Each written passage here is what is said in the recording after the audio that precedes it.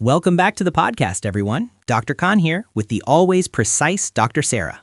Today, we are diving into one of the most classic wrong place, wrong time scenarios in human anatomy, the midshaft humerus fracture and its victim, the radial nerve. Sarah, I like to think of the humerus as a main highway, but there's this one narrow underpass where things always get messy. That underpass is officially known as the spiral groove or the radial groove. In your right, Con, it is high-yield territory.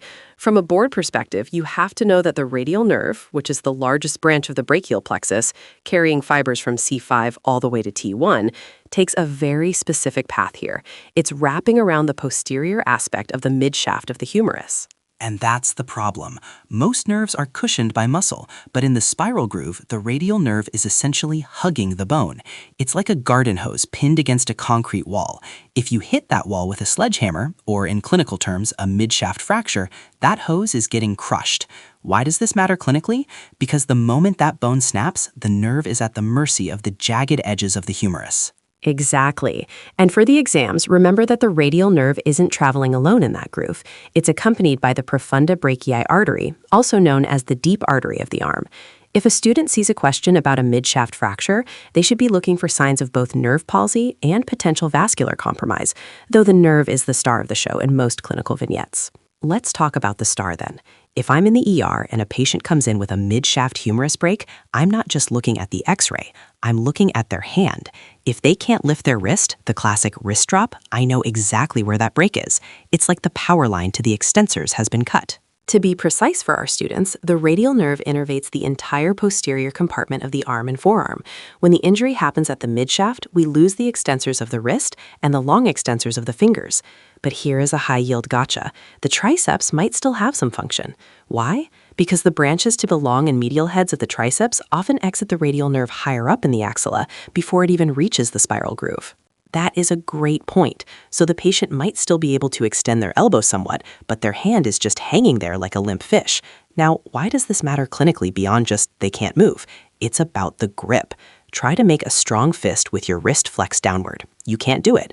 We need those wrist extensors to stabilize the hand so the flexors can actually work. Without the radial nerve, your hand becomes a very expensive, very useless paperweight. And don't forget the sensory component. If the radial nerve is damaged in the spiral groove, where are we checking for sensory loss, Con? The boards love the anatomical snuff box area. Oh, definitely. The dorsal surface of the lateral 3.5 fingers and that little patch of skin between the thumb and index finger. It's the easiest place to test. If they can't feel a pinprick there, that nerve is in trouble. It's amazing how a break in the middle of the arm shows its face all the way down in the hand. Let's do a quick comparison because the boards love to test location versus nerve. If the fracture is at the surgical neck of the humerus, we worry about the axillary nerve. If it's supracondylar, right above the elbow, we're usually looking at the median nerve. But midshaft, that is radial nerve territory, 100%. It's all about the neighbors. The humerus has different neighbors at every floor of the building. In the middle floor, the radial nerve is the neighbor who never moved out.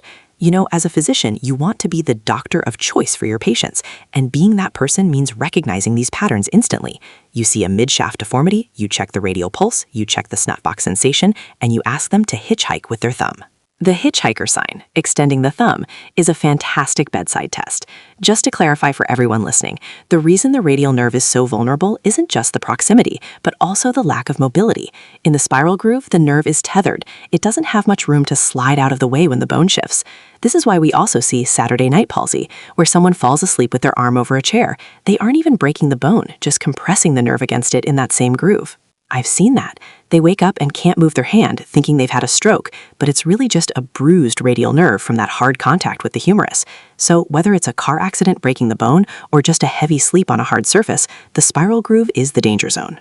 Before we wrap up, let's touch on the prognosis side for the exams. Most radial nerve injuries from midshaft fractures are neuropraxias, meaning the nerve is just stunned, not severed. Most patients actually recover function over a few months with proper splinting and physical therapy, which is a relief.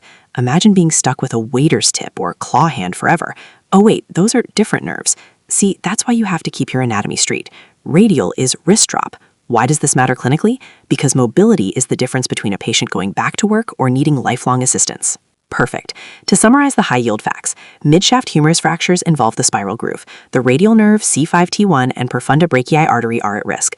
The classic clinical find is wrist drop and sensory loss over the lateral dorsal hand, but elbow extension may be partially preserved. Spot on, Sarah. Keep an eye on those midshafts, folks, and don't let your nerves get in a groove. See you next time.